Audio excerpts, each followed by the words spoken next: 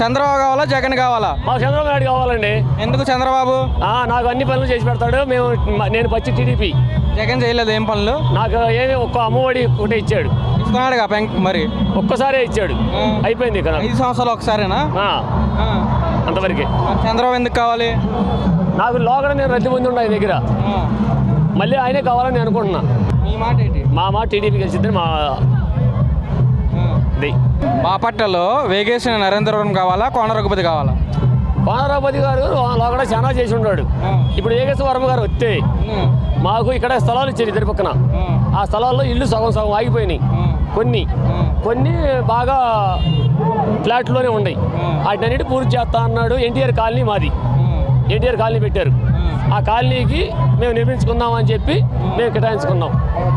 అది మాది చెరువు దుమ్ములపాలెం. అయితే ఈసారి నరేంద్రవరంకి ఛాన్స్ ఇస్తారు? ఇస్తామండి. ఎంత మెజార్టీ రావచ్చు? లాగడ టీడీపీ 750 మెజార్టీ.